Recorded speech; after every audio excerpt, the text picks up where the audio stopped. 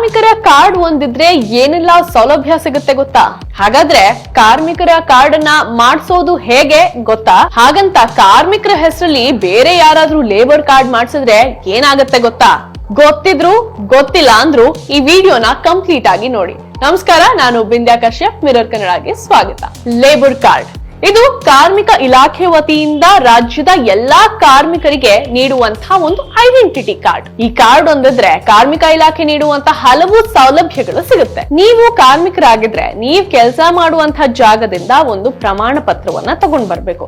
ಇದರ ಜೊತೆ ಒಂದಷ್ಟು ಇನ್ಫಾರ್ಮೇಶನ್ ಗಳನ್ನ ಕೇಳ್ತಾರೆ. ಆ ಎಲ್ಲಾ ಇನ್ಫಾರ್ಮೇಶನ್ ಗಳನ್ನು ನೀವು ಪ್ರೊವೈಡ್ ಮಾಡಿ ಆನ್ಲೈನ್ ಮೂಲಕ ನೀವು ಅರ್ಜಿಯನ್ನ ಸಲ್ಲಿಸಬಹುದು. ಇನ್ನು ಈ ಕಾರ್ಡ್ ಇಂದ ಏನೇನ್ ಸೌಲಭ್ಯಗಳು ಸಿಗುತ್ತೆ ಅಂದ್ರೆ, ಮೊದಲನೇದು ಪಿಂಚಣಿ ಸೌಲಭ್ಯ, ಅಂದ್ರೆ ಪೆನ್ಷನ್ ಸಿಗುತ್ತೆ. ನೀವು ಸದಸ್ಯರಾಗಿ 3 ವರ್ಷ ಆಗಿದ್ರೆ, ನಿಮ್ಗೆ 60 ವರ್ಷ ತುಂಬಿದ್ರೆ ನಿಮ್ಗೆ ಪ್ರತಿ ತಿಂಗಳು 3,000 ರೂಪಾಯಿನ ಕೊಡ್ಲಾಗುತ್ತೆ. ಅಕಸ್ಮಾತ್ ಪಿಂಚಣಿದಾರರು ಮರಣ ಹೊಂದಿದ್ರೆ ಅವ್ರ ಮನೆಯವರಿಗೆ ಪ್ರತಿ ತಿಂಗಳು 1,000 ರೂಪಾಯಿನ ಕೊಡ್ಲಾಗುತ್ತೆ. ಎರಡನೇದು ದುರ್ಬಲತೆ ಪಿಂಚಣಿ. ಕಾರ್ಮಿಕ ಇಲಾಖೆಯಲ್ಲಿ ರಿಜಿಸ್ಟರ್ ಆಗಿರುವಂತಹ ಯಾವುದೇ ಕಾರ್ಮಿಕರು ಅಂಗವೈಕಲ್ಯ ಹೊಂದಿದ್ರೆ, ಭಾಗಶಃ ಇರಬಹುದು ಅಥವಾ ಶಾಶ್ವತ ಇರಬಹುದು, ಈ ಬಿಲ್ಡಿಂಗ್ ಕನ್ಸ್ಟ್ರಕ್ಷನ್ ಮಾಡುವ ಟೈಮಲ್ಲಿ ಯಾವ್ದಾದ್ರು ಬಿದ್ದೋ ಪೆಟ್ಟು ಬಿದ್ದೋ ಏನೋ ಆಕ್ಸಿಡೆಂಟ್ ಆದ್ರೆ ಅಂಥವರಿಗೆ ಪ್ರತಿ ತಿಂಗಳು 2,000 ರೂಪಾಯಿಯನ್ನ ಕೊಡ್ಲಾಗುತ್ತೆ. ಜೊತೆಗೆ ಅವರಿಗೆ ಯಾವ ಮಟ್ಟಕ್ಕೆ ಏಟಾಗಿದೆ ಅನ್ನೋದನ್ನ ಪರಿಗಣಿಸಿ 2 ಲಕ್ಷದವರೆಗೆ ಸಹಾಯಧನವನ್ನ ಕೂಡ ನೀಡ್ತಾರೆ. ಮತ್ತೊಂದು ಹೆರಿಗೆ ಸೌಲಭ್ಯ. ಯಾವ್ದಾದ್ರೂ ಮಹಿಳಾ ಕಾರ್ಮಿಕರು ಗರ್ಭಿಣಿ ಆಗಿದ್ರೆ ಮೊದಲ 2 ಹೆರಿಗೆಗೆ 50,000 ರೂಪಾಯಿ ಸಹಾಯವನ್ನ ಮಾಡಲಾಗುತ್ತೆ.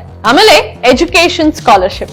ಲೇಬರ್ ಕಾರ್ಡ್ ಹೊಂದಿರುವಂತಹ ಯಾವುದೇ ಕಾರ್ಮಿಕರ ಮಕ್ಕಳು LKG ಇಂದ ಡಬಲ್ ಡಿಗ್ರಿ ವರೆಗೂ ಓದ್ತಿದ್ರೆ ತಲಾ ಇಂತಿಷ್ಟು ಅಂತ ಪ್ರತಿ ವರ್ಷ ಅವರಿಗೆ ಸ್ಕಾಲರ್ಶಿಪ್ ಅನ್ನ ನೀಡಲಾಗುತ್ತೆ.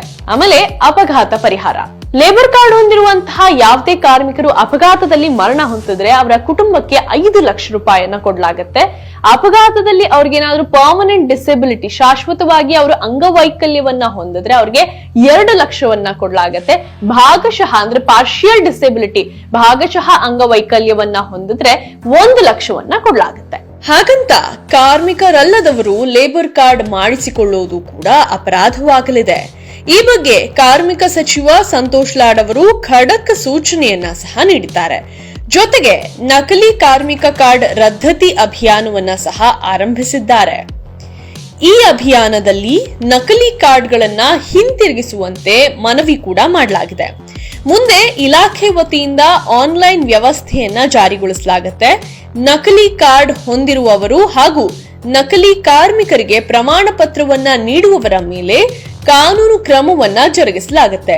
ಈಗಲೇ ಎಚ್ಚೆತ್ತುಕೊಳ್ಳಿ, ಸರ್ಕಾರದೊಂದಿಗೆ ಕೈಜೋಡಿಸಿ. ಇವಿಷ್ಟೇ ಅಲ್ಲ, ಕಾರ್ಮಿಕ ಕಲ್ಯಾಣ ಸಚಿವರಾಗಿರುವಂತಹ ಸಂತೋಷ್ ಲಾಡ್ ಅವರು ಇನ್ನೂ ಅನೇಕ ಯೋಜನೆಗಳನ್ನ ತಂದಿದ್ದಾರೆ. ಇದ್ರ ಬಗ್ಗೆ ಮುಂದಿನ ಸಂಚಿಕೆಯಲ್ಲಿ ಮಾಹಿತಿಯನ್ನ ನೀಡ್ತೀವಿ.